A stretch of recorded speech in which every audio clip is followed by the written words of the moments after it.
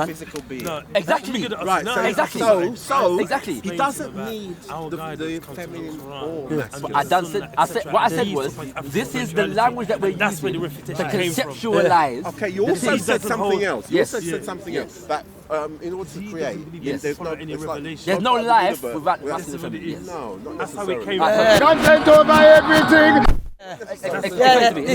For you to say that, we would have to know. We would have to know. You made a good point here. You made a good point here. You made a good point. And you made a good point earlier. Go ahead. You said earlier that we can come to know of God through our experience in the universe. Yes. And he made a The good laws point. of nature. Exactly. And he made a good point is that this creator Yes. is Okay, he said something along the lines of Is that he's one not new one? physical. He's basically Is that water? Well, you kind of know what But I agree with that. That's not in dispute. so this is what we're saying. He has many waters. You want to give them So what we say is this, yeah. So what we say is this: that to a certain extent, Yes. our experience in the universe Yes. takes us a certain way. Yes. Okay. Yeah, it but has. there's a point He has a new one. where it goes beyond where talking about God is beyond that, Yeah. and we can never yeah, comprehend it fully. So you're saying that the Quran provides you with that with the details of beyond that, yeah? Yes, yeah. So all that you need let to me know about finish, God let me is in the Quran. And the Sunnah. Let me finish. Quran and Sunnah. And the Sunnah, yeah? What we're saying is that there's certain things about,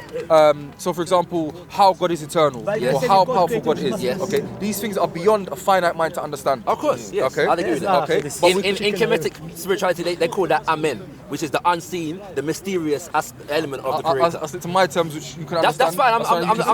I'm putting forward my thing. That's fine. That's Get fine. me, Of you know course, what I'm saying? we can explain our terms and come to a common term. Certainly. So what I'm saying is that to a certain extent we can use our experience to understand a bit about God. There's certain things where that doesn't work. Yeah. Okay. In those things that don't work, we can only speak of from what God has said because we haven't got the Sorry, faculties. call back the brother. I don't know his name. Not Shamsi, the other one. Ibrahim. I don't want to. Because he was on the point. I don't want to miss the. Don't go away, bro. I want to. Yeah. So we Go ahead. believe, for example, in the story of Ibrahim, Yes, sir. when Yes, we sir. read in the Quran, he said to Nimrod, Yes, sir. Allah is the one who gives life and takes life. Yes, sir. So what Nimrod did, he killed a man and he set a man free. He said, I do that as well. Yes. Then he said, Allah is the one who brings the east from the west, the sun from the east to the west. So bring it from the west to the east. So mankind has certain abilities and certain powers. Yeah. But the Creator's power is greater than that. Yeah. So now we can't. So we have a certain boundary where our terminology and our understanding of how we interact or how life on our level interacts cannot be applied to that realm. I agree with that. So based upon that, that's where we say that revelation is needed. Yep. And we can only speak based upon authentic revelation. Yep. So this is where we can say we stick to the terms of He. Yeah. Where Allah says that He describes Himself in the language of the Arab, which is in a masculine form. And to your conceptuality, using any other term other than He is against Allah. Basically, that would be against the language of the Quran. Yeah. And when we speak with Allah, we speak with what He spoke for Himself. Cool. And we give Him the names and attributes that He attributed and named Himself. And I am saying that from my conceptuality, we understand that cultures develop language to conceptualize principles in the universe. And so there are principles in the universe that we use, that we find terms for. Yeah. And I'm using the terms that we have developed in the language. Masculine and The feminine. language cannot confine the Creator. Yeah. You know what I'm saying? Yeah.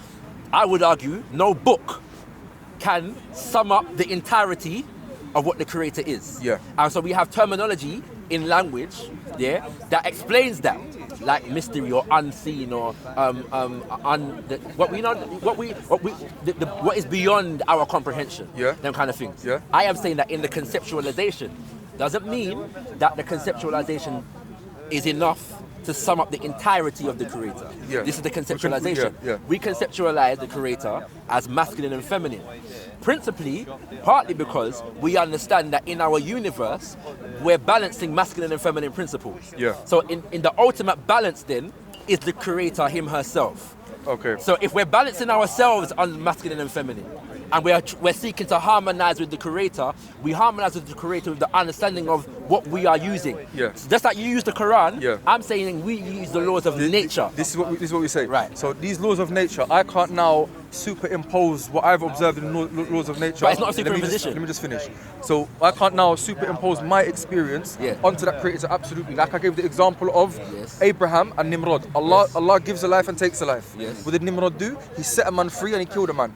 So yeah, on a lesser extent, okay, the creation works like that. But absolutely, that's not what. But the conceptualization is not designed. In my point. So what Abraham was referring to and what Nimrod tried to utilize was the idea of setting a man free and killing a man. But Allah is the one who gave him the life in the first place, and Allah is in fully control of his thing. So there is like I can create a chair, but it's not absolute creation of a exactly. thing. That's a very different thing. So now when we come to speak about Allah, and we've already acknowledged that we have a finite understanding and a finite experience, that language of talking about him from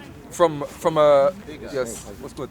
So I never reach right. I'm not. Some haunted stuff going on. So that language now, that language. Oh right, yeah. So that language now has to be based upon authentic sources. Right. So that's why the language for example, you said Kemetic philosophy or something along those lines. I'm an African spiritualist. Kemetic spirituality is one expression of African spirituality. So you've got a certain language that you're going to talk about the unseen with. And we've got a certain language that we're going to talk about the unseen with. Now it starts off with how do we establish what is the authentic, basically who is the authentic source of that has, like for example, have you been to Morocco? No.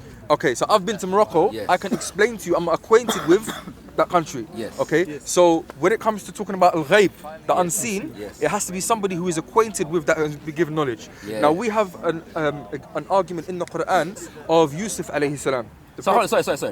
Acquainted with the unseen. Yeah, either by way of being informed, or by knowing it itself.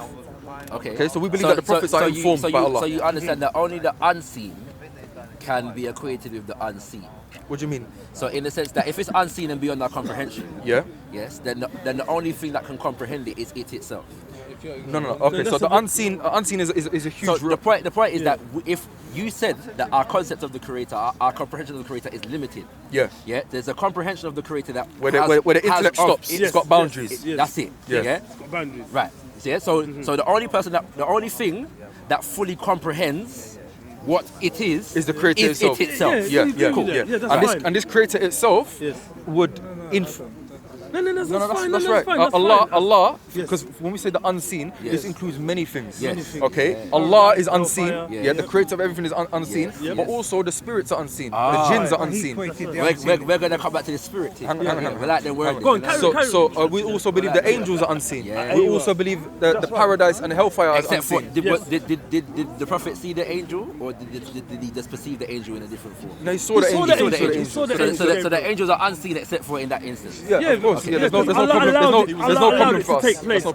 So let's clarify. Yeah, there's no problem in that for us. So this is basically being informed of the ghaib, of ilm al-ghaib, of the unseen.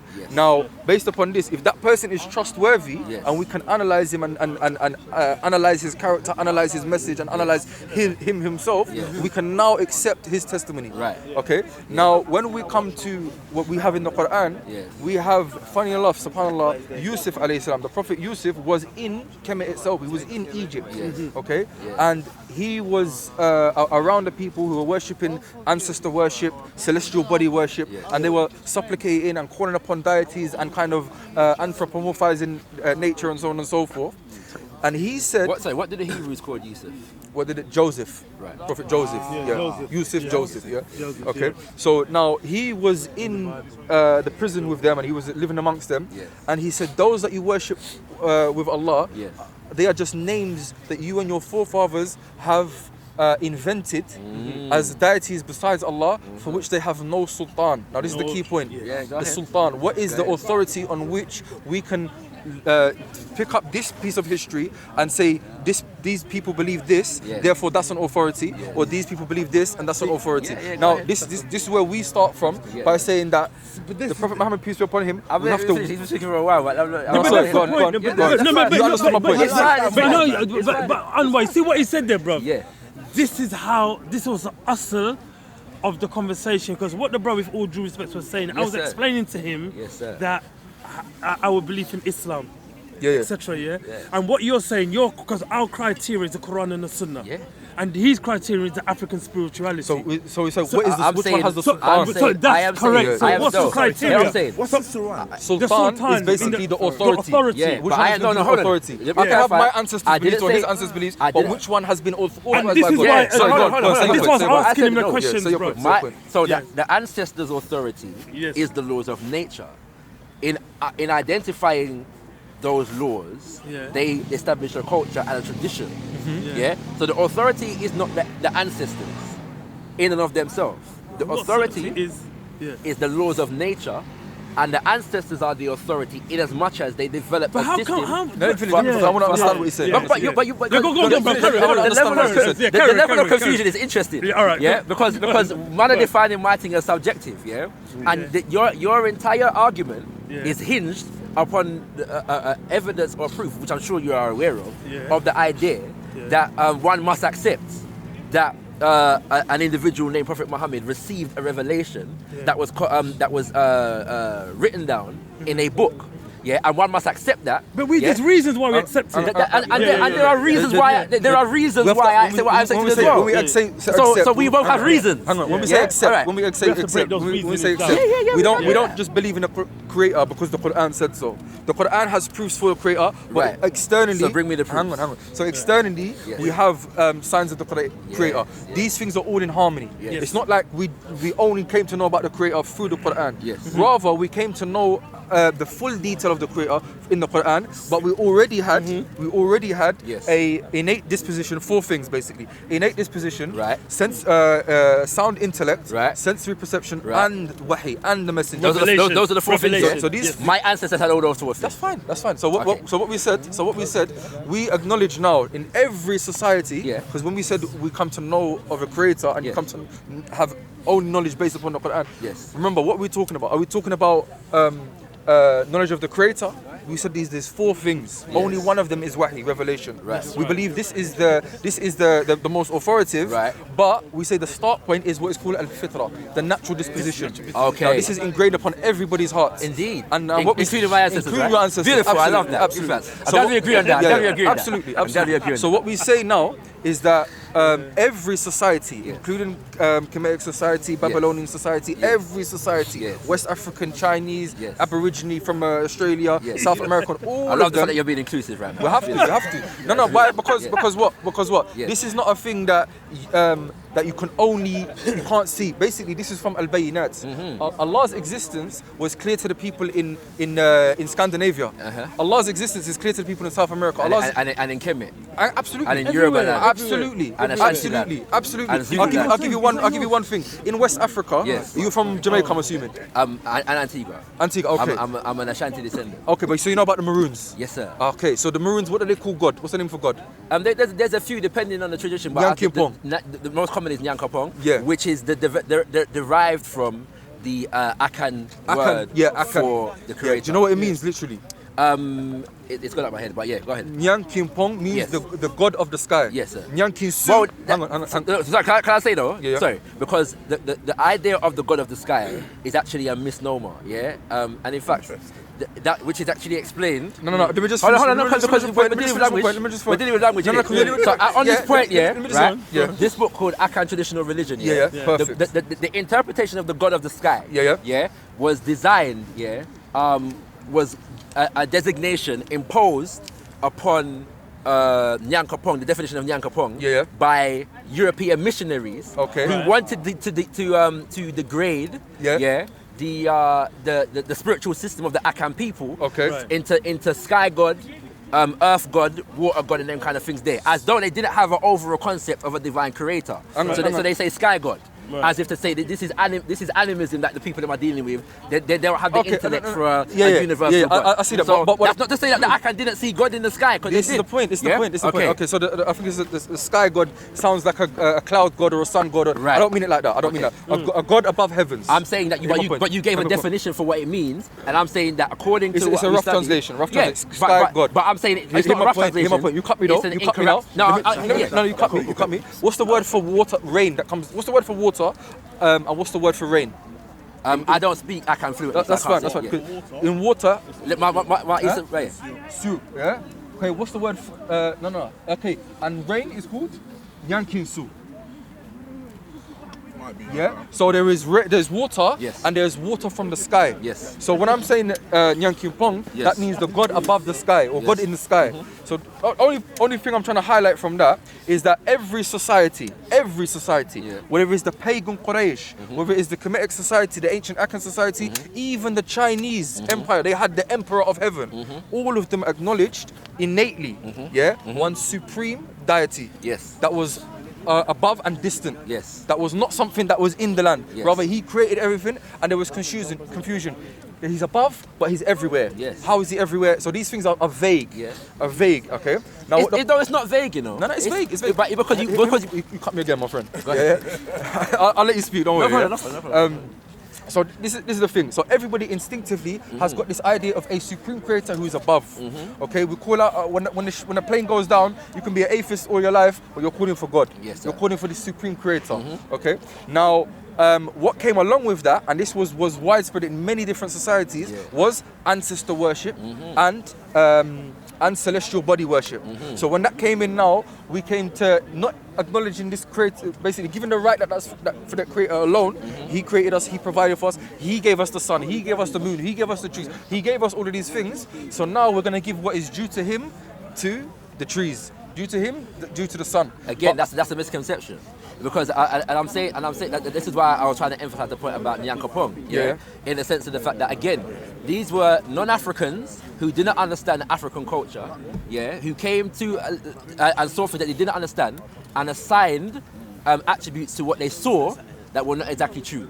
So you see a man supplicating before the tree or the land or whatever, mm-hmm, and you believe they decide because they think that they got something superior, yeah, that the tree is the object of supplication. That's a Christian thing. We understand from an Islamic point of view. But it's not a Christian thing. You understand? But it's not a Christian thing because because you just said it yourself. What? That man then was given that was worshipping ancestors and trees and river. Yeah. Right, and I'm saying that what you've defined, yeah, is an interpretation imposed by outsiders who didn't understand what they saw. No, because in the Quran itself, it mentions that they're not worshipping these things in and of themselves. The Quran cannot define the people's spirituality for them. Hang on. Can you just say what the spirituality? That's what I'm about to. Hear my point. So we believe that these people, these Quraysh, because if we understand Quraysh, it's a similar thing for us. Quraysh were the pagan Arabs before Islam. Okay, they Prophet Muhammad was part of that tribe. He was from that tribe. Mm-hmm. Yeah. Okay. So basically, if we understand what they were saying, that these idols are a representation of something external, not the idol itself. That these are representation. We don't worship them except that they get us closer to Allah. Mm-hmm. Okay. So this is what Allah revealed the Quran to do, mm-hmm, to say that when you're supplicating to your ancestor, calling him to help you, and you might believe that he can't do it outside of himself except with God's permission, that this as well is it was not was acknowledged by God or sent down with authority, and this opposed God. Why? Because this is God saying it about himself. So if I said to you there that and this is not true for all different traditions, but in the same respect that in Islam the Creator uses angels, yes, right, and he sends forth angels to do that and so forth. Mm-hmm. In the same way, many people conceptualize ancestors, yeah, that the Creator sends forth ancestors to do thus and so forth. Yeah. What's the problem? So what's the proof of this though? No, hang on. But wait, I could ask you the same thing. I could ask you the same thing. Because if you bring me the Quran, that's proof. So here's the thing. I was speaking to the brother before, you know. I'm not. Yeah. So no, but you can't tell it. This is my older anyway. Yeah, that's what I'm saying. You can't. I can't tell me who to speak to. I'm speaking to my uncle. Yeah, I'm saying I'm speaking to my uncle, innit? I was like, fair enough. He asked me a question. I'm gonna respect him. Fair enough. But he's giving permission to speak. No, I'm not. But you can't, bro. Let's be serious. He asked me a question. I answer the question. And I'm gonna tell me who to speak to. Okay, back on track. No problem. Of course. Go ahead. So he's giving me permission to speak now. No my problem. uncle as well, yeah. Yeah. So yeah, what we say is that this worshipping other than God. Was you going to say polytheism? Yeah, polytheism. Yeah. Right. Again, another misconception. That's fine. Let's go ahead. So this polytheism enters into the world and into the people's minds for a matter of ways. Yes. One, by saying that either this person is independent of God, and has power over something, or that he is basically God has allocated him a certain power over a certain thing, or that he is a helper does for God him. not allocate power? Yeah, he does. Right. Can God not allocate power? Of course he does. Okay. But what the thing is now is, what do we know? Okay, for example, to understand what God wants from us, who's best to speak on God's behalf? Who's best to speak on God's behalf? God himself. That assumes that God speaks. Okay. You know what I'm saying? Let's analyze that. Let me clarify something. Because, so for example, if you have an imam, is the imam ordained by God? Ordained by God? Yes. What do you mean ordained by God? Does God speak and designate imam? God allows that man to speak, but to say that he ordains him, no. Means that he selected him to be to give him information. No. That's a prophet. So it's that individual through their own application and the study of the principles of the thing, that is therefore given role and responsibility within the ummah. Okay, fair. So they earn a particular role based upon their application to a particular style of study.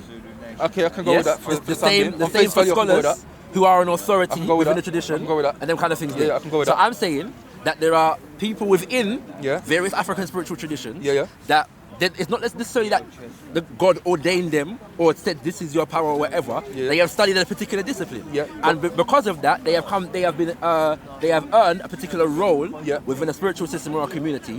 That's what it is. I understand that. So, what we're saying is that what they're studying, what these scholars are studying, to use your example, what these scholars are studying is what we call wahi, revelation from God, which is been given us Sultan.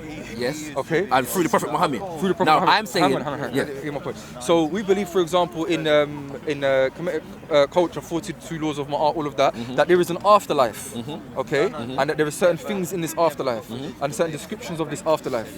Would you agree so far? Have I misrepresented your position? No, you have. Only in the sense that if the afterlife in Kemetic spirituality is not intended to be completely literal. Okay, so how is it meant to be? So spiritual it's not intended to be completely literal. Okay. So, but we know that there's certain laws that if you keep them, you would receive the benefits of that. But the laws of Ma'at, again. So in Ifa tradition, the terminology, as I'll say to Uncle Refer, is Iwa Pele. Balanced character. What does that mean, sir? Balanced character. Iwa Pele means balanced character. So we achieve balance within ourselves, we achieve balance within our community, we achieve balance in the universe. So the concepts of Ma'at and them kind of things, they are designed so for that purpose. What the concept for misaligning the balance or not achieving the balance is isfet, which is disorder. Disorder, there's a concept and I'm forgetting the word for it, in Akom, but it's like you have ancestors, which is ever living, but then there is like invisible, which means that people that have not achieved or manifest disorder.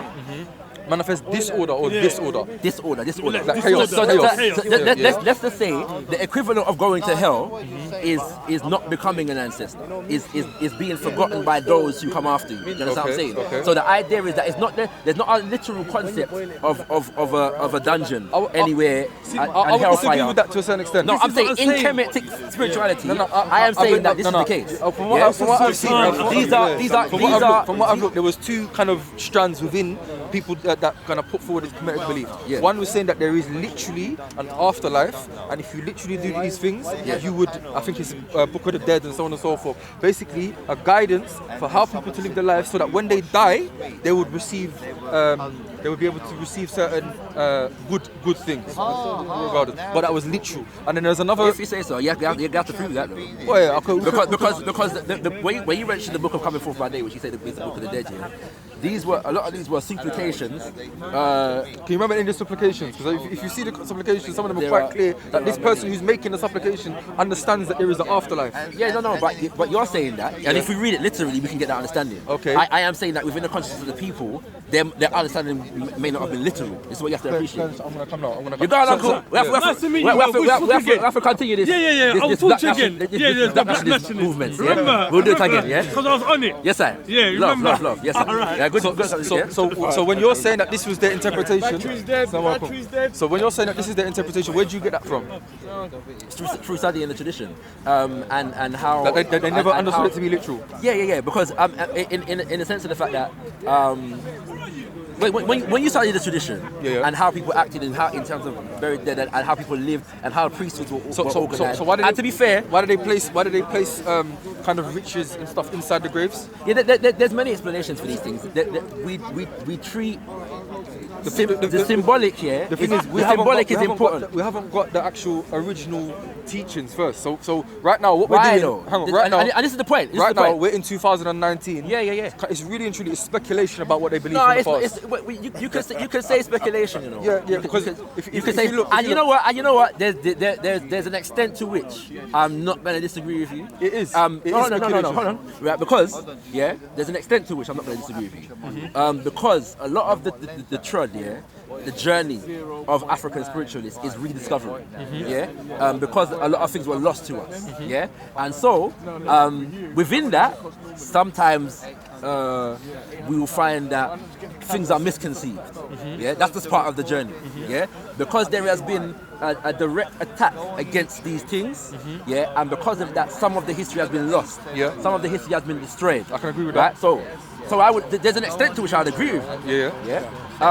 And say that through our intentional endeavors, to rediscover what this is, we have got to a certain level of understanding. That's fair and enough. we probably have not reached another level of understanding. That's fair enough. I'd agree with that. So, without trying to sound disrespectful, Yes, sir. it is speculation from an angle.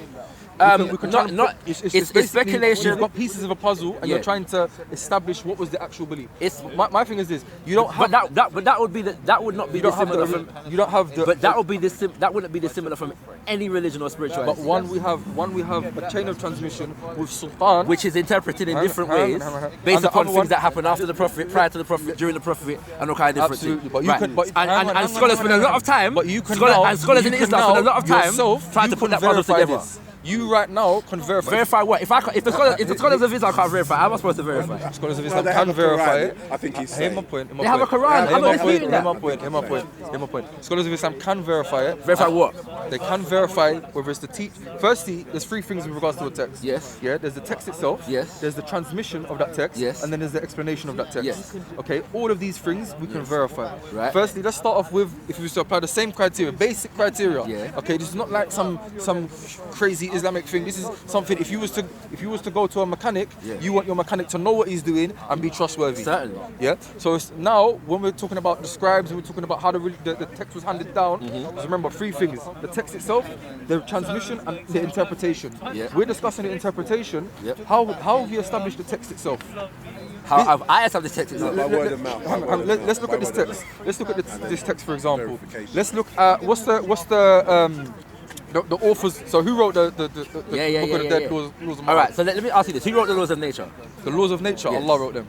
Allah wrote them. Yeah. So I am saying that from an African spiritualist point of view, Yeah. the first Yeah. thing we look at is the Laws of Nature. Okay. Which comes from the Creator himself. So who codified them and made this into a teaching? Whose speech are we looking at to look right now? Our ancestors. Look. So look. So we learn things through human transmission. That's just fine. like you said. What did you say? The three things were? The text, The text? the transmission of the text, the Yes. method of transmission, Okay. and the interpretation. So you consider the laws of nature Yeah. the text. No. Hold on. Because Consider the laws of nature the text. No. Consider. Doesn't work because consider, we're talking about the ancestors, we're talking the about tools or the conduit for transmission. No, No. And consider us at this point in moment in time, the interpreters. Yeah, that's fine. No, don't distract it. How? Because we are human beings. I'm asking you just now. Let's just look at it. When it talks about the afterlife, you've interpreted that to be, no, it's only metaphoric. No. Hang on. There's more to it than that. But you've interpreted it to be there's metaphoric. more to it than Other that. people may not have interpreted No, it. I'm saying, what I said was it's not literal. That's fine. That's literal. I'll use your terminology. Yes. You've interpreted that's not literal. Other people may have interpreted it to be literal. We're talking about the text first.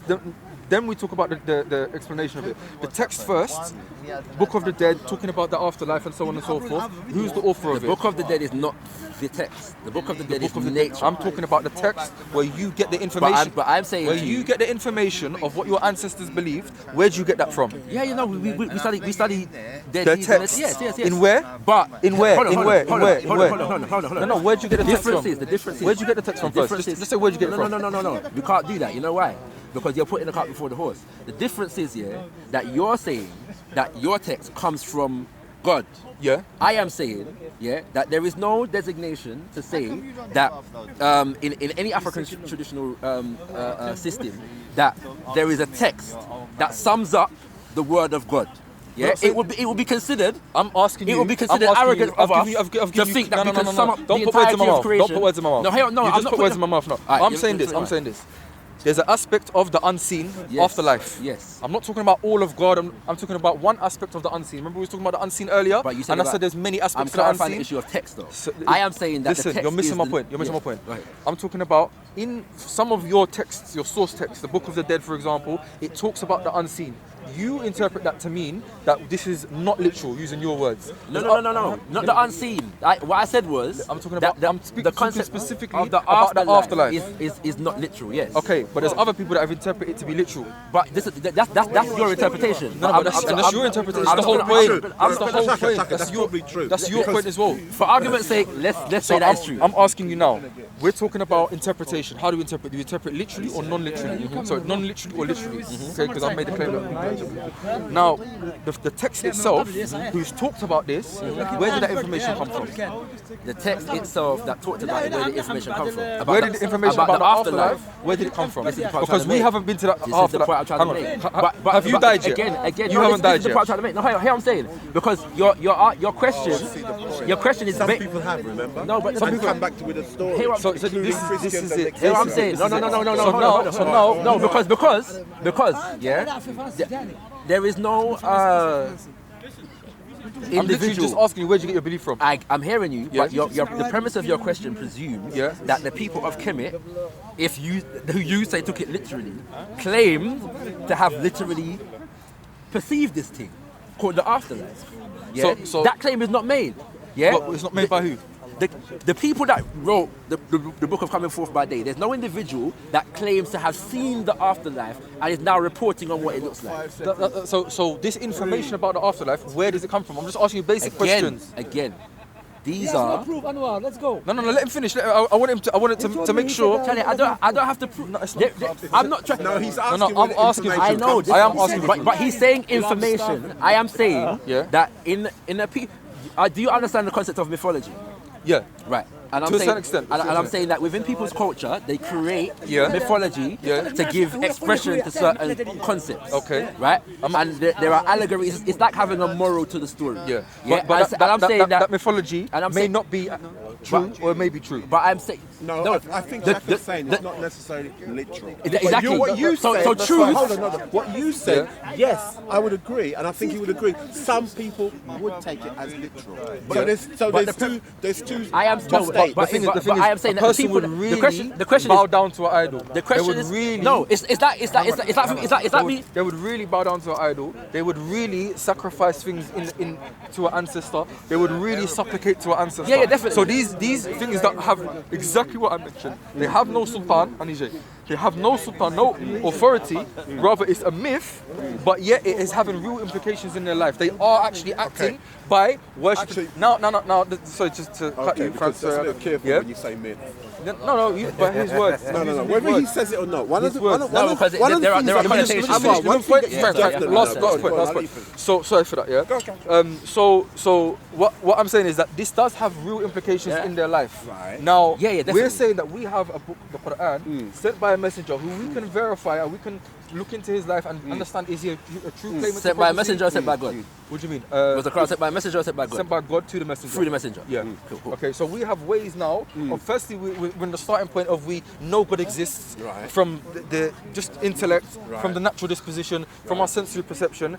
Now we've got a message that is in line with that, and now we can verify that and see if it's in harmony with the natural disposition that we have, and we can basically see reasons and evidences for why this is from God. Okay, so there's certain claims in it. So firstly, it claims to be from God. Okay.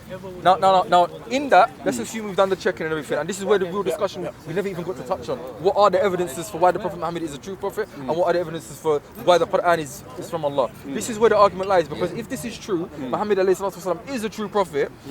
Then when he's saying that that Allah considers this, he dislikes this action and he wants you to do this action, then this is the sultan that we're talking about. Authority. That's the authority we're talking about. Bear in mind that, this conversation never began with me questioning what you believe, That's fine.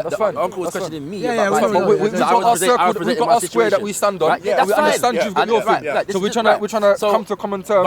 But the idea is that you're questioning my thing based upon the fact that, as the word that Shamsi uses, is subjective. And I'm saying that everything that you're saying is dependent upon my belief in the fact that God communicated through Gabriel with Muhammad and gave him a book, or recited to him a book, gave him recitations that were later written down in the book. That's my understanding of the process, correct me if I'm wrong. That were later put pen to ink, Yes, right? What's it called? And I am saying, that it's all dependent upon this story, this history being true. Yeah, absolutely. This is the sultan that we're talking about. Cool. This is the sultan that we're talking about. No, authority, innit? The authority that we're talking about. Okay. Because maybe we're at the point there where you have to present the evidence. This is where it is. This is the whole crux of the argument. This is the whole crux of the argument. So go ahead. So firstly, we have to understand where do we stand now. Oh man. This is because this is the meat now. This is the meat. All of that was just rice. Now we're in the meat. No, we're there at the veg, When I okay, I understand. Yeah, try to make it quick and. I should say I'm working on being ayatal, but let's leave that there. So this is the thing now. Where do we? Firstly, what's our starting point? We're in a world that is ordered. Yes, sir. First of all, so it's the example that it's like we've woken up in a hotel room with a lavish feast laid out, bed nicely laid. Way down the line, ordered, absolutely. Remember what we said as well, that everybody acknowledges this. Yes, this is not something that Muslims only believe the word is ordered. Every society has this. So this is the start point. Yes, sir. For now, we're going to analyze this thing. So this is the start point. That we understand that there's a supreme creator. Yes, sir. One creator created everything. Yes, sir. And he's given us inside us a concept of right and wrong, a moral compass, so to speak. Yes, sir. And he's established justice in the world. All words that you're familiar with as well. Okay. Now he's saying these things, and he's making the claim that the same creator that you have, is the one that's revealed this message. Ar-Rahman allama al-Quran, the most merciful, he sent to you the Quran. Then he's made claims inside it and said those that they worship with other than Allah, they have no authority for. So now we can understand this message of the Prophet Muhammad, which is worship this creator alone. Ya ayyuhan nas ibudu rabbakum alladhi khalaqakum walladhina min qablakum la'allakum tattaqun. O mankind, worship your Lord who created you and those before you, if you were to be pious, basically. Yes, sir. Okay, so now this message is innate within you. Your creator created you, so we understand that naturally inside us we're already leaning towards giving thanks. Okay, so this is not a strange message. He's not telling you to worship something else or worship a man or something else. He's telling you worship this creator who created you and those before you and your ancestors. So this message, something first tick. Now the message inside it, if we analyze the example of Yusuf, what he said that those that they worship besides Allah, they are invented names that your forefathers invented with no authority. Now, when we look at the other religions, how are they preserved? Who is the source text? And in your own definition, without putting words in your mouth, you said this is a mythology not intended to be taken literally. So there is no like clear. This is what we believe. It's a metaphor on life, or a non-literal guidance on life. You are misrepresenting me though. What I said was that you were talking about the example of the afterlife specifically. So you will find text within the Medjugorje which is intended to be taken literally in terms of character, in terms of social order and them kind of things there. What I was referring to was the afterlife. Okay. In terms of now, for example, in the Quran, it tells you, gives you challenges. For example, first it's past the first challenge that it should be in line with this natural belief, saying worship a creator. It's not calling you to worship anything else. It's calling you to worship a creator. That's part of the first test. So the one who made this natural belief, this also now is possible. We give it the tick that is in line with this natural belief. So this source for the natural belief and the source for this book is possible now that they're the same person. We've passed the first one. It's not telling you to worship a man. It's not telling you to worship a rock. It's not telling you to do any of these other things. Worship your creator alone. The second thing is saying that this message is preserved, and it hasn't preserved the other books. The other books they were maybe once revealed, and the people distorted them with their hands. And woe to those who write them. Woe to those who write the books with their own hands and say this is from Allah. But now he's said that he's preserved this book. Now we have a book that is memorized by children as young as 6 years old, cover to cover, all over the world by the millions. What are they called again? Hafid. They're Hafid, Hufad. Okay, so now we have this book, and the message inside it is pure Tawheed. And if we look throughout history, we've had people that have risen in every nation, and we accept, for example, whatever country it was. All countries had a prophet, and we can see the remnants of these things. All of these people calling to what? The worship of this one God. Continue. Yeah. So this is in essence, in a nutshell, this is a proof. So effectively, what you told me is that the religion proves itself. Of course. So the claims within the religion prove the claims within the religion. Of course. No. But the tools you're using are external to it. So you have a natural disposition and you have a sound intellect. So when it's firstly making the claim, and it also does other stuff like prophecies and stuff like that. But when it's making the claim that this person who gave you this natural inclination and this sound intellect, this is coming from the same source as him. So reflect over it. Now he's calling. Man can reflect over it, and I feel like there's a slight dishonesty in what you're saying. Not that you're being dishonest. Fair enough. There's a slight flaw in the argument, in the sense of the fact that if those three things that you mentioned were to be true, what three things? In terms of worship of one God, and there was a couple others. It's being preserved. All one of few. But the fact is that the people rising up in each nation. What about people rising up in each nation? What he said. I think what he said was that there was prophets everywhere, which I in everywhere. Right? Well, what have you understood from what I said? In each country that rises someone up. Somebody rises to deal with this team. Historically, it's happened. That's what you're saying. Yeah, historically, we can. It's a matter of faith for us, but we can see clearly that there are remnants of what we believe in all nations. And in fact, the start point of people is that they acknowledge that there's a supreme deity. Hang on. What's the start point? Is the start point that everybody believes in Ganesh, or everybody believes in the supreme deity, and then local? What's Ganesh? Sorry. Ganesh is the elephant on the Hindu, the elephant on the man's body. Okay. Is that local or universal? That's local to the Indus Valley. That's the Hindu thing. What's wrong with local though? No, the thing is, why is local deficient? Because what we can see, what's the start point? No, but the point is that here it is. This shows you that this is the start point. No, but the start point was that everybody. So look, in China, in Africa, in Europe, in South America, in Australia, all of them have this concept of a supreme deity. That doesn't mean not everybody has this concept. Not all of them had the Prophet Muhammad. That's fine. And a Quran. That's fine. But that's fine. But the point is that. You're missing the point. No, I'm not missing the point. Because look what the Messenger of Allah, Muhammad, peace be upon him, is doing. He's saying this one that you knew universally, everybody do. It's called Allah. He's coming with a message. Now what other people are calling it to do is to worship local deities. Yeah, my ancestors. Here I'm saying. So what's the start point? Just this is the point. No, naturally, what's the start point? This is your misconception again. What's the start point? This is your misconception. No, hold on. This is your misconception again. This is the start point that there's one supreme deity. No. Or is the start point that we're going to worship Ganesh and then we're going to come to know about his supreme deity? What makes Allah universal and Yankapong local? No, you don't understand. These are all the same names. Exactly. So hold on. So who are you to say then that this deity is local?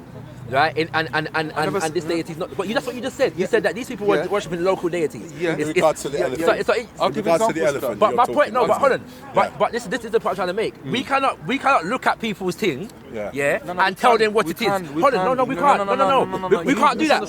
No. I use Ganesh for a specific reason. Right. Okay, because the Hindus, they have another concept of a supreme creator. Right. Okay, but they don't call it Ganesh. Is like another local deity. Yes. Okay. Yes. They've got another thing called Tirupati. That's another thing. Hear my point. In whether it's Greek beliefs or Norse beliefs or Islamic Arabian beliefs, pre-Islamic Arabian beliefs, all of them, they had different names. Like for example, the Persian name for God was Khuda.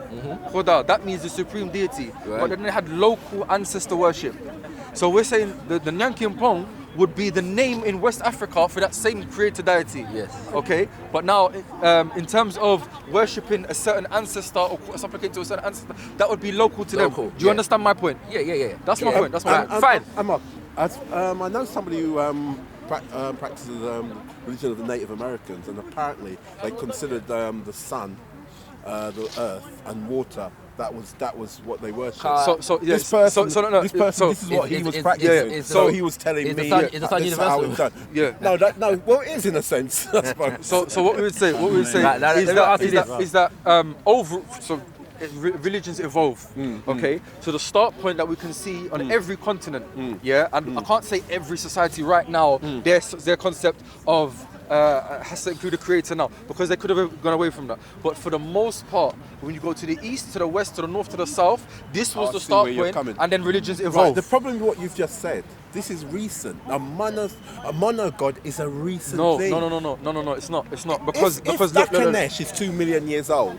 We've only had a one god concept in the last. Look at this. I'll even be generous and say 100,000 years. Look at this now.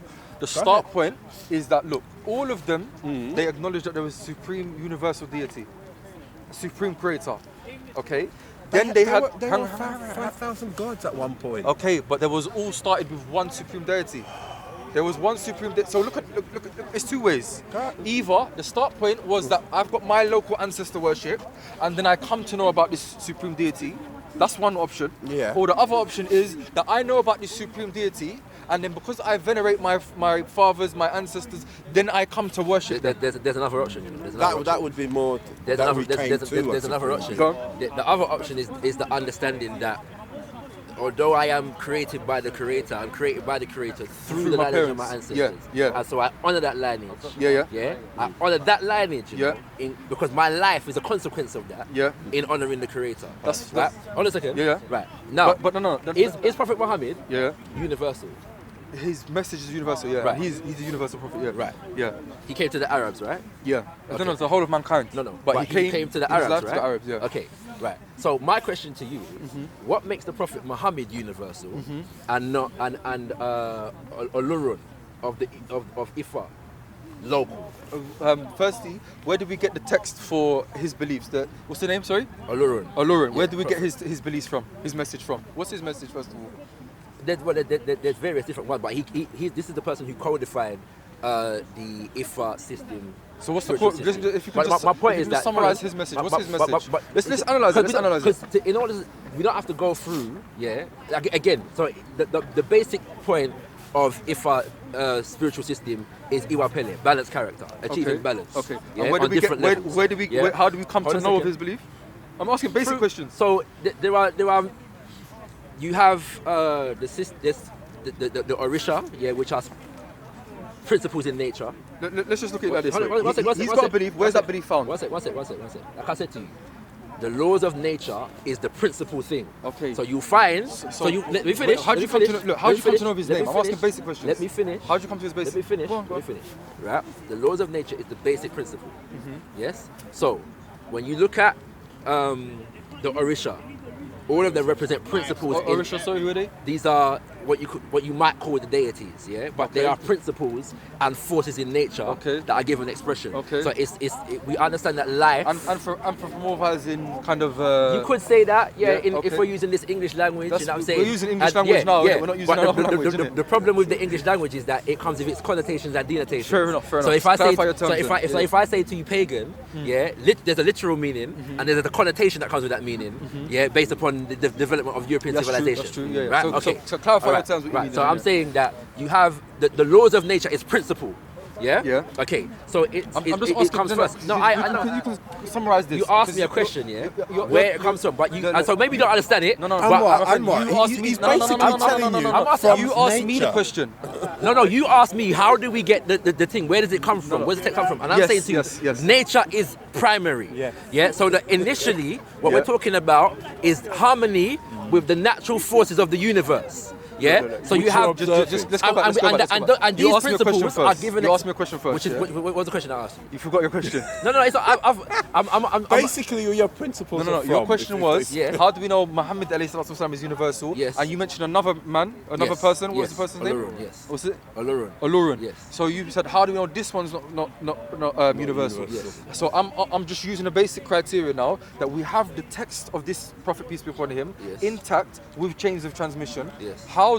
If we want to know and understand Olurun's message, can we now ascertain what his message was, and has it been transmitted from him correctly for us to say that now this was a universal text that will be used to guide our lives and judge our people? So now I ask. There are two things there. To answer your question, so like I said, we have to deal with the laws of nature first. Yes. Okay. Yeah, I agree with that. Then in the Ifa canon, you have 16 primary elders or ancestors who are called the Odu. Yes? Okay. Each Odu has 16 recitations that are associated, which are guidance, for living life, overcoming adversity, addressing certain things in life and them kind of things there. And the Odu are said to have received revelation. So that's from who? 256 recitations. 256 recitations. So who did they receive revelation from? The Creator. Did they receive? Olodumare Olodumare, I've heard of that. In the Ifa system. I've heard of that. Yeah. Now, so I'm saying. So I'm asking these. How many was there? Sorry. 16. 16. That revealed their thing to Olurun. Olurun codified the system. And so when did these 16 people exist? When? Yeah. The dates. I can't remember the dates. That's fine. Yeah? If you can give like a ballpark figure, just so we can. So you can help the discussion. I'm not going to pull you up on it. Again, we're dealing. So like you're saying, it's the idea that principles existed before the codification. That's fine. Right? So we're talking about the question. Yeah, we're talking how about. How do we know Muhammad is universal and this? What's his name? But why is it Olurun? Why is his date important to whether he's local or universal? I'll tell you why. Because if we're going to now say that this text this message that he's come with is universal, it firstly has to be able to reach universal audience. Okay, if we don't have the initial text, why? Because look, you're trying to give me the message of Olurun. Yeah. Hold on. Why is you go on? No, we can't get. No. He's saying. Yeah. You need to have the. Muhammad's message. It's universal. Yeah. But he's saying the that. message you're saying. Yeah. How do we know? How do I get it now? Okay, how do I come to know of it? I have to agree with his point. These. Well, it's preserved till today. Okay, so that's fine. Let's look at this. This is my point. I'm getting. It's preserved till today. That's fine. Yeah. Okay, so these. So is it through manuscript? No, it's been written down now, but generally speaking, Babalawo would had to learn and recite these things. So like an oral tradition. You could say that, but you could say that. Oral tradition that was then later put pen to ink, pen down, which is the same as the Quran. Okay, now with our oral tradition, we have a method of analyzing the oral tradition. Yeah. Okay, which is different to unknown. It gets sticky. Yeah, the unknown person narrating to an unknown person, and my father said, is different now because I can analyze my father's integrity. Was my father precise? Or was my father known to exaggerate? And who does the analysis? So the peers. The peers of the person. So the people that do the analysis in Ifa are the Babalawos and the Iyalodes and the various. Can they show their working? Can they show their working? Yeah, they can. I probably could explain it to you because I'm not a Babalawo. That's fine. No, to give a primary example, we have a man called Imam Malik. I don't know if you've heard of. You've heard of Maliki, Shafi'i, Hanbali, and no? Yes. You've heard of So Imam Malik was an Imam. Yes. He had a book called Al-Muwatta. Yes. Now he's saying that the Prophet Muhammad, peace be upon him, said this, X, Y, and Z. Yes. So now we're analysing the Prophet's message. Yes. But we haven't met the Prophet. Yes. Now we've got the Malik's Muwatta Yes. preserved and everything like that. Yes. So now we're trying to trace that Muwatta, that book, back to the Prophet Muhammad, peace be upon him, in order for us to understand the Prophet Muhammad's statements, what he's saying, and so on and so forth. Now, if we try to do that to this, is it Oluron? I'm going to learn this, don't worry. Can we do the same thing? Because I can give you the example. Imam Malik rahimahullah learned from Nafi'i, who was a freed slave of Omar. Of Ibn Omar. Yeah. Ibn Omar was the student of the Prophet Muhammad, peace be upon him. Yes, sir. So that's my chain of transmission, where inside that I know the names of each person, and that's not just the names. I know their level of precision. I know how precise they were. The example I gave earlier, these are not crazy like Muslim examples that only. These are basic common sense examples. If you go to a mechanic, you want to make sure that the mechanic knows what he's doing, and he's not going to try and rip you off and he's a dodgy person. Two basic criteria: that it is from a trustworthy side, someone who's trustworthy and precise. Now we have to do this character analysis, and we have this in the message of Islam. That's why we say that it's preserved. I can say with authenticity, with some kind of authority, that the Prophet Muhammad, peace be upon this, peace be upon him, said this based upon the statement of Malik, upon the statement of Nafi, upon the statement of Ibn Omar, upon the statement of. So we can have the message transmitted with. Remember, I said there's three things. There's the text, the interpretation, and the transmission of the text. Now, if you I've misspoken. I should have been saying Orumila, not Olurun. Fair enough. Yeah, fair sorry. enough, I apologize. I'm learning from you, so it's fine. It just came to my head. Why am I saying Olurun? It's Orumila is an attribute of the Creator. Olurun is an attribute of the Creator. Orumila is the Prophet in it. Can I make a question? I just want to just because I'm answering all of this. Myself was just talking, but all of this is in answer to your question: how is one universal and the other is not universal? Yeah. So I'm asking, how did we get this?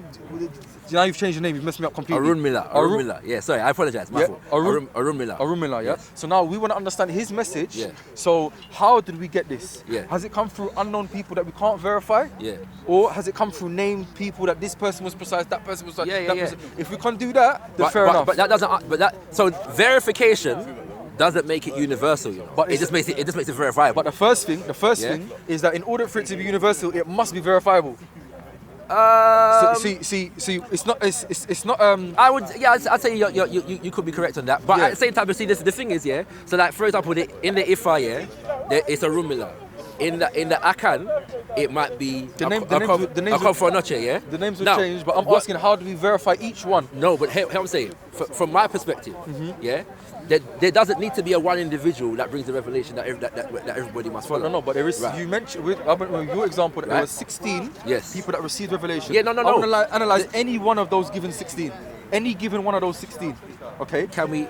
So if we can't get their actual teachings, you can. This is the part I'm trying to make. So how do we do that? So within the system, like I said, within the system, there are ways and means, of tracing it, and things that come down a particular priesthood line. Just that they come down a particular pairship, scholarship. So this is what we're asking. Show your workings. Yeah, this is the thing. With us now, I've just showed you my working. But you haven't. You've demonstrated this, that, and the whatness. I've showed you my working out. How do I get from Imam Malik, for example? This is my example. Malik's Muwatta. He's got a book called Muwatta. This Muwatta. How do I start from here and take it back to the Prophet Muhammad, peace be upon him? And I've showed you my working out. I haven't just said our tradition is this, our family tradition is this, and my forefathers said this. No, but that's not what I'm saying. So I'm not just saying. How do you demonstrate? You messed me up with the name again. What's the name? Orunmila. What's your name? Shaka or Mila? No. He's talking about another. Okay. Sorry. So Orunmila, he said he's got certain teachings that he claimed, or people said about him that he believed he was inspired and he received revelation about God, about the unseen. The people said it. The people said it. Now, when did this claim came about? Okay, so for example, if we come to know about it through oral tradition, then you must have a way of demonstrating the validity. Yeah, of the and I'm oral saying there tradition. is a way of demonstrating it. So Yeah. if we don't know it's within the priesthood system. So how would that be? So do we have names that we can verify? I mean, Yes. when I say I'm not claiming to know all the names. No. Listen. This subject is quite detailed, so I don't expect you to. Yeah, exactly. I don't expect you So the point is, within the IFA system, there is a variation system. That is a fact. Can you do me this then? Yeah, because this will show me. It will meet the first criteria. The first criteria is that it must be preserved in order for us to be a universal law that's going to be until the day. No. But this is the point I make. First of all, universal law is not primarily defined by what Orunmila said. Primarily, universal law is defined by nature. That's what I'm saying. We're talking about. Hey, what I'm saying. No. But let's not divert from what I originally said. I think we're trying to. No, we're not. This is what I've been saying the whole time. Nature is the principle. It is the primary. Yeah. It's the laws of nature that is primary. So look. Revelation comes. Through and is revealed to people. Yeah. That's fine. But nature is primary. Let me just give you an example. In your jacket, I can see the effects of knowledge. Yeah, I can see the effects of knowledge. So I know whoever made it has knowledge, power, will, intent. This is how we know there's a creator. Naturally, just instinctively, we know there's a creator because you're more complex than the jacket. Okay, that is different to me saying that based upon these things, the one who named this is called John. It's different. Because I can infer, I can see the nature around us, I can see the interaction of the universe and say, yes, there is a knowledgeable, powerful creator. What if I said to you? But as for going onto the details of the terms, we can't do this. But that's not what's important in African tradition.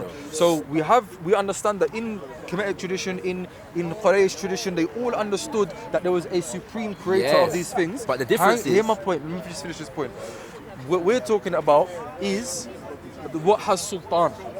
What is the authority? Now, if the authority was what our fathers... the authority is nature. This is what you keep missing from what I'm saying. Like the authority, people think it's like a strict Victorian kind of associated with punishment sometimes, authoritarianism. But actually, what is the authority? The authority is nature. It's a creative process, but what we're saying, how do we come to know, for example, the details of the unseen? The detail by studying the details. No, because it's unseen. That's the point.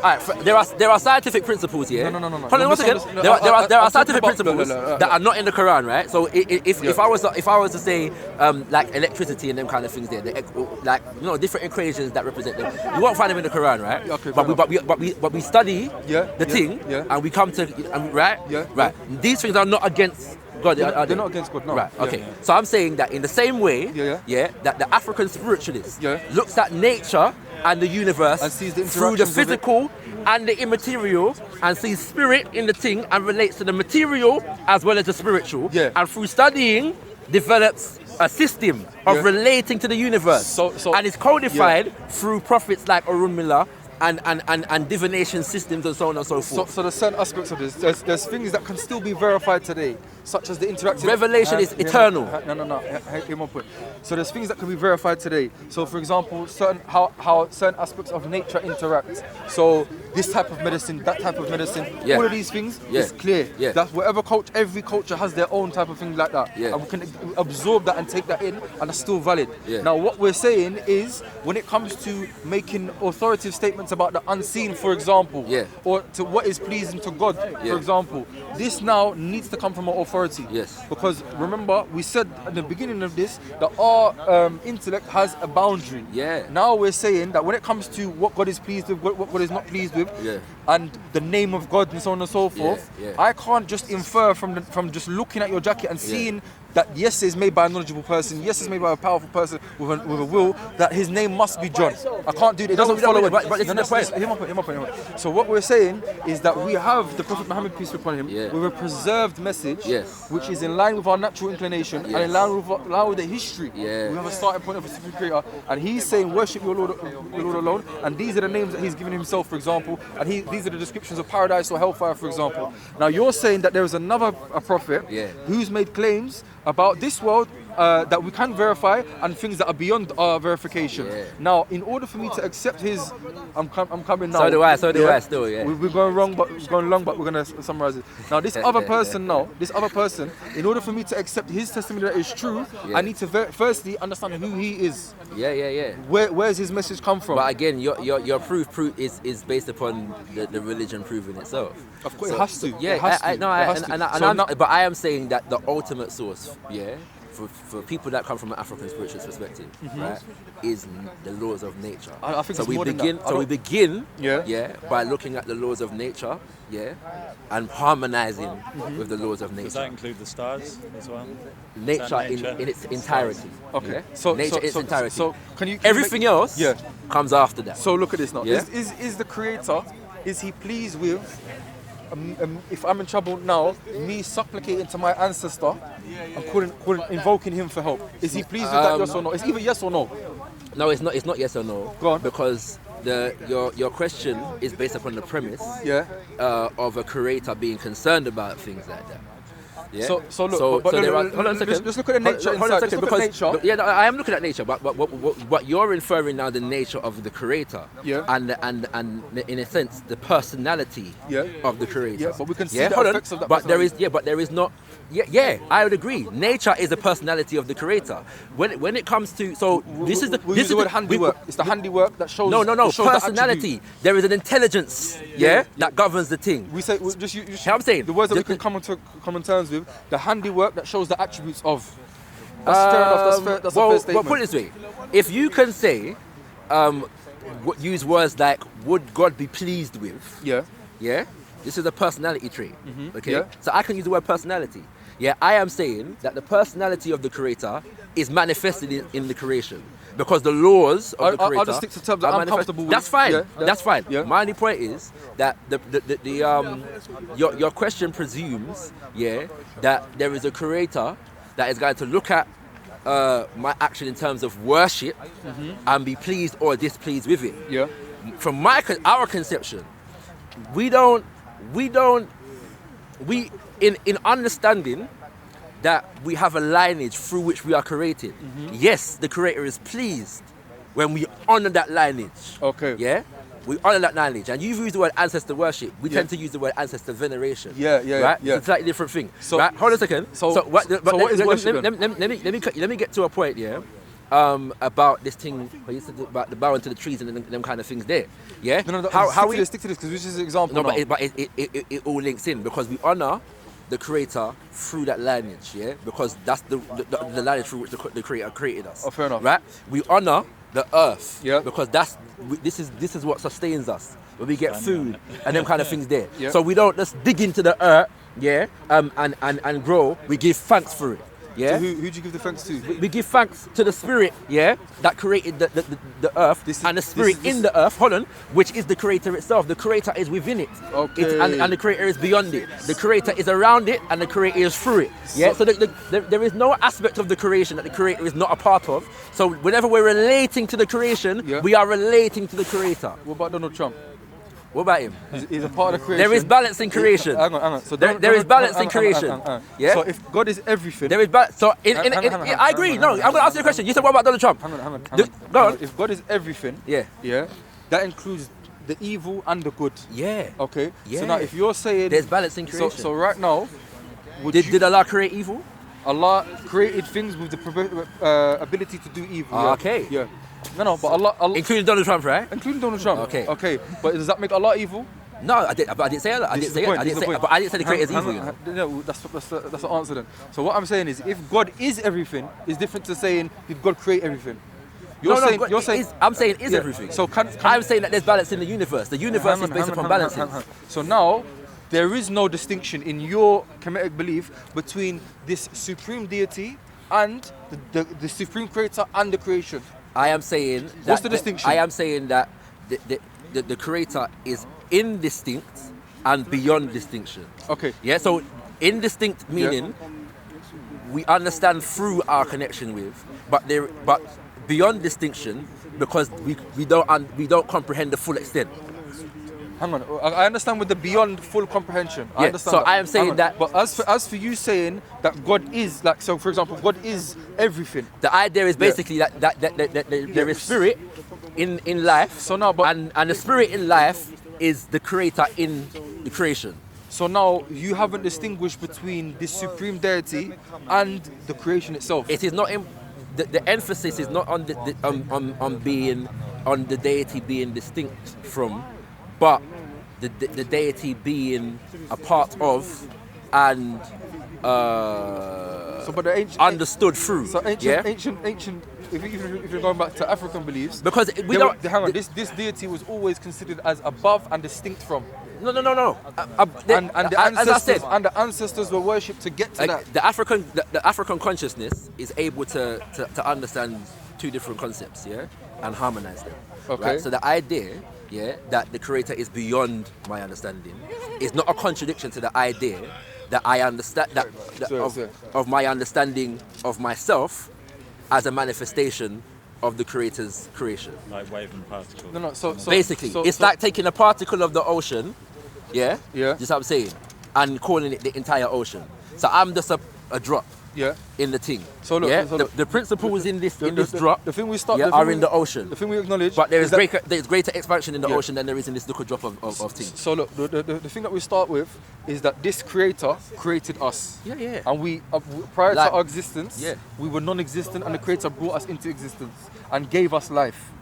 Yeah, as you mentioned earlier, the creator gave us life. Except for the fact that life is not created or destroyed. Life is just life. Where'd you get that from? So I'm an expression of life. So I'm just saying that life is, life is. Yeah. I am in this being an expression of life. Yeah. When I pass away, my life essence is just my life. Yeah, my body passes away. Okay, your life essence is just your life. What do you mean? Yeah, so life is life, innit? Yeah. It's like, for example, if you was to build a building here. Yeah. Right? The space is still the same space, isn't it? Yeah. Remove the building, does the space still exist? The space will still exist, Right. So I'm saying that once I leave the planet Earth, yeah, and even so that's an example of you analysing even things like leaving the planet Earth, because effectively I don't leave the planet Earth. I'm talking about your life. My life. You see, if you my die life now, is just my life. Yeah, you see, if you die now, it's just life. Okay, if you die now, your body's still there. Well, put it this way. My body's still on this plane. So that life that you're talking about, that is left that body. Yeah, it's left the body. Yeah. Okay. So who created that life? The creator. The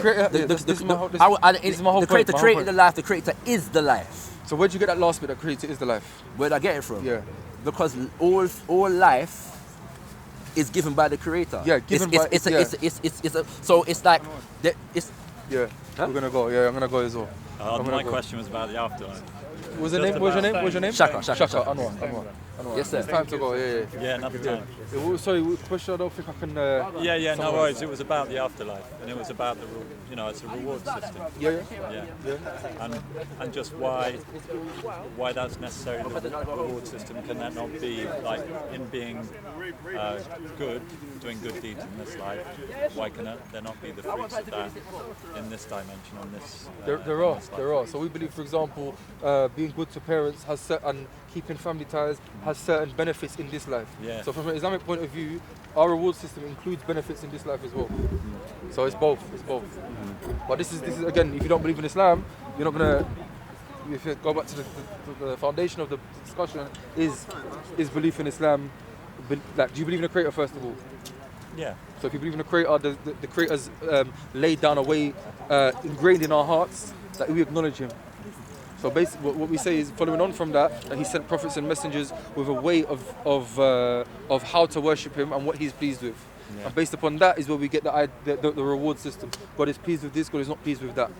As for saying, you shouldn't eat pork as a primary interaction between me and you shouldn't eat pork. If you don't believe in Islam, you're not going to believe in why you shouldn't eat pork. So these foundations, maybe we can have another discussion another time, but this is where it follows on from. All right, bless. Yeah. Okay. Thank you. What's wrong? You want us to die with... See you next week. Yeah, next week. Peace and love here. Oh, God. I find it very interesting. Sometimes we can look forward, but then it became very interesting again, yeah? Yeah. Content over everything. From your belly. Man, say it straight. Man, don't listen to BBC. Man, don't listen to ITV. Listen. The word black, right? As I said to you, it's a cultural and heritage identification. Yeah, it's designed, yeah, to allow us to identify with each other. There are some black people that don't. There are some black people. It's not obvious. You know why? If I saw you walking on the road, do you think I wouldn't regard you as black? Bro, of course I would. You would. Of course, because I've got eyes. You would. Yeah. But there are many black people. Yeah?